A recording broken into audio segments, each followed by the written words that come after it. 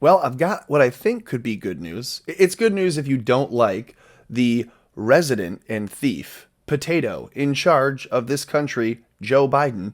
He's gotten himself in a bit of a pickle with Vladimir Putin. He called him a killer in an interview with George Stephanopoulos the other day, and even Slate points out this is not going to be good for Joe Biden.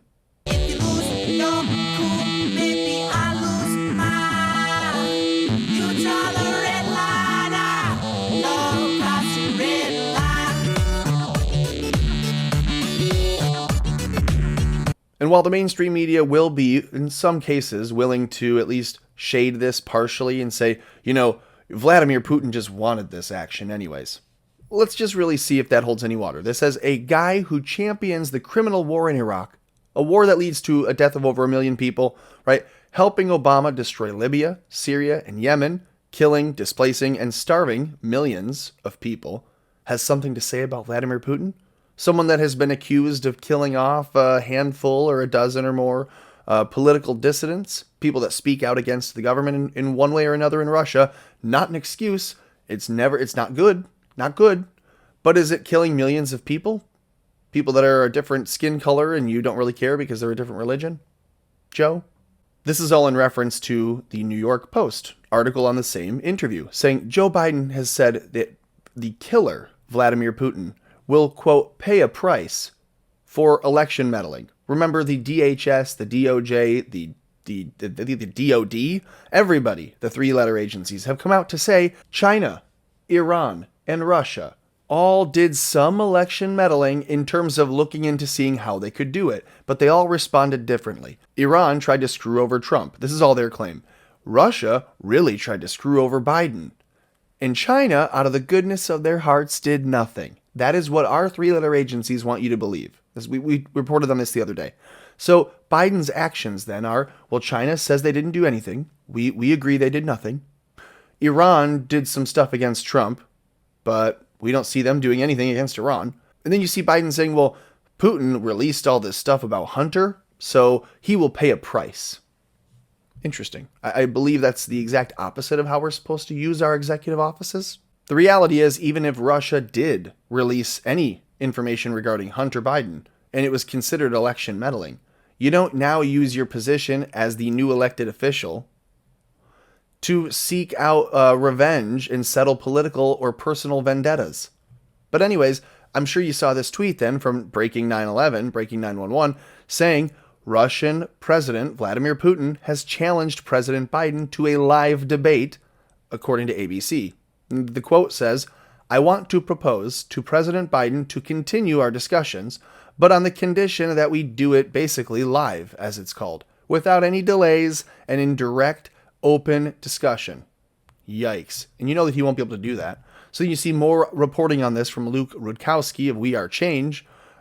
Make sure you check that out if you've not ever heard of it before. I'd be surprised. It says, so it looks like the Russian president is challenging Joe Biden to an online live broadcast debate. No censors, just an open, direct discussion. Then he says the same quote again. I'd like to offer President Biden to continue our discussions with one condition. We will do it in a live broadcast online without any lags in an open, direct discussion. I believe this could be interesting for the Russian people and the Americans and for other countries as well. And it's sad to say, but we're seeing more strength out of the Russian president than we are out of the American president. And that brings us to this final piece, which is a stenographer from the time of Obama has come out and said, actually, when Putin met with Biden, I mean, this whole conversation's referencing a meeting that they had in 2011, he got schooled like 10 times over, and he may be stupid enough to not even know it. It says, an exclusive, Putin humiliated Biden in a Moscow meeting, reveals the Obama era White House stenographer. So basically the guy going around with him typing real quick, taking shorthand notes. The stenographer said, Joe Biden is lying about his 2011 dealings with Vladimir Putin in Moscow, and the Russian president isn't putting up with it.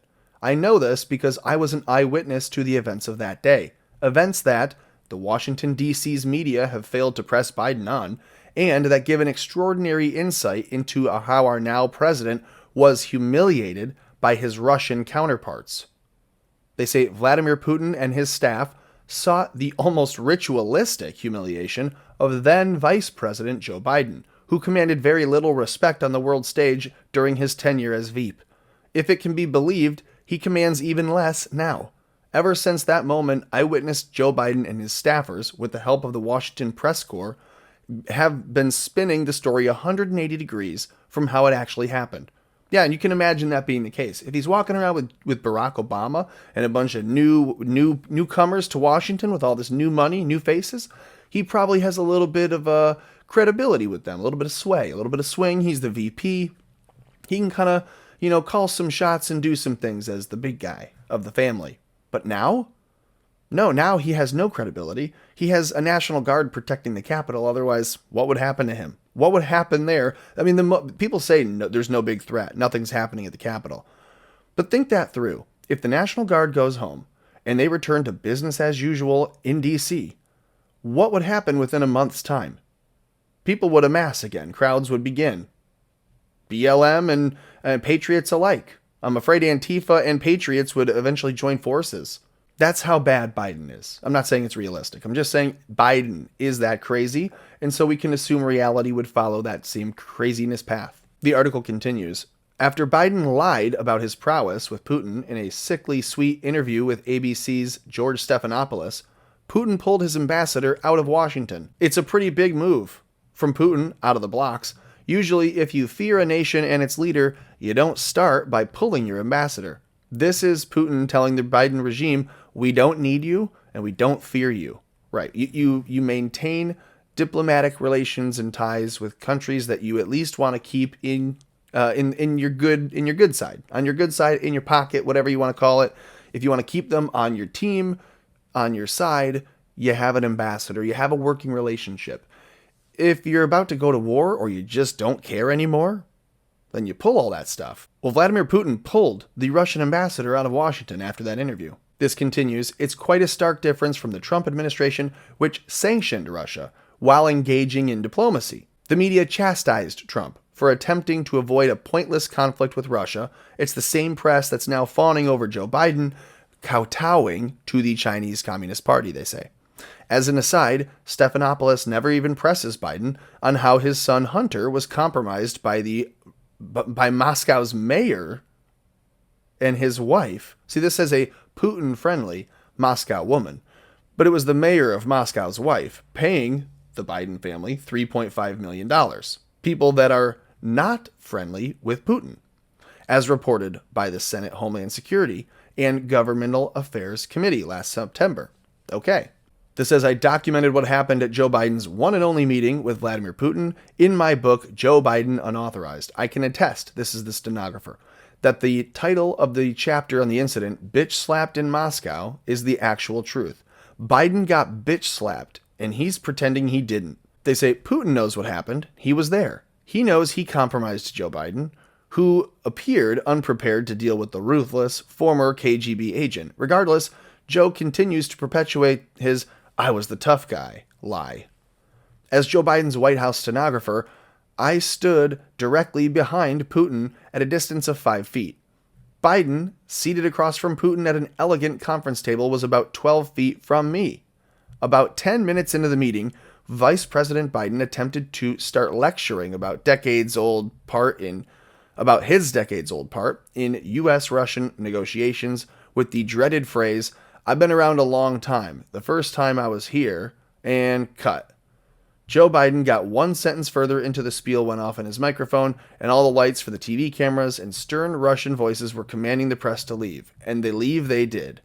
They went out quickly and efficiently, with video cameras popping off of tripods, equipment snapping off, portable lights clattering down retractable poles. No one spoke and no one dared linger.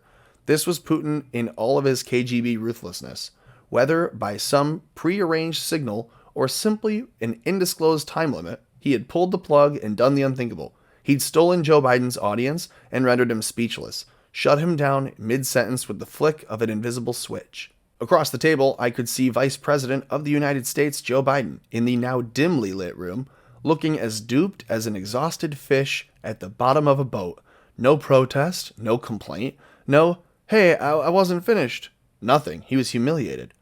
To me, the revelation of the premeditated decision of the snub.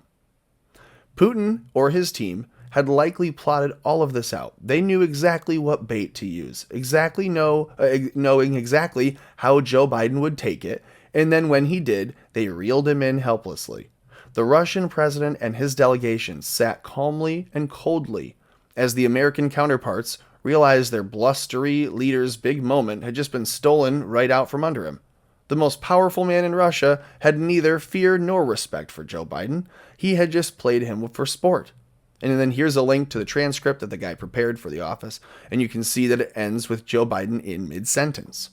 So it obviously happened. He's got the literal paper trail for it. So he continues, what are we to make of Joe Biden's "you have no soul" line to Vladimir Putin, which is how he attempts to reclaim the upper hand. Only in the 2017 book, Promise Me, Dad, then Vice President Biden describes the meeting as contentious.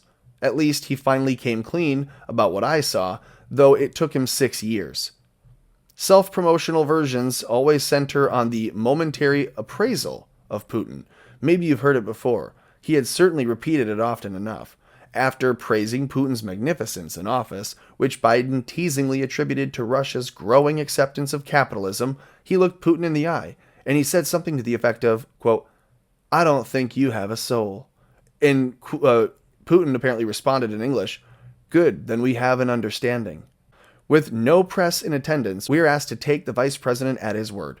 But what are the chances, given what we already know about these exchanges with the two world leaders, that it actually ever happened? Think about it. Biden spent his entire career boasting about his diplomatic capabilities. Just at the end of an aborted press conference, he was talking about his meetings with Brezhnev. But suddenly he decided to call Putin, apropos of nothing, soulless? Makes no sense. The reality is, Biden is accidentally giving away one of two things. Either he blurted something out that would have been humiliated in the presser, or he is abandoning his decades of foreign policy experience for a gotcha moment in an empty room with no press. Seems a weird time to do it. Putin's actions over the entire course of the Obama-Biden administration were always belligerent. Now, with the return of bitch slap Biden, we're going right back to the strategy with the version of the Russian reset. This doesn't sound like a genius diplomat Joe Biden has portrayed himself as for decades, nor the master strategist the media mindlessly reports that he is. In fact, Biden's new posturing on Russia appears to be luring the U.S. into another foreign policy distraction, while he gives the Chinese Communist Party just about whatever they want, as long as there's 10% for the big guy on the back end. Yeah, well, really well written, probably poorly orated, but hey, doing my best here. Hope you like the video. If you could, share the video, subscribe to the channel. Obviously, everyone is aware Joe Biden is a puppet. So it's just interesting to see the media calling it out, saying the U.S. is being lured into a political distraction with Russia at the behest of the Chinese government. And that's what we're seeing. That's what I think. Let me know what you think in the comments. Please leave a comment. And again, share this video, subscribe to the channel, support the channel by subscribing, hit your notification bell, hit the support buttons on Odyssey, BitChute, Rumble. Click the links in the notification to go further and keep America afloat.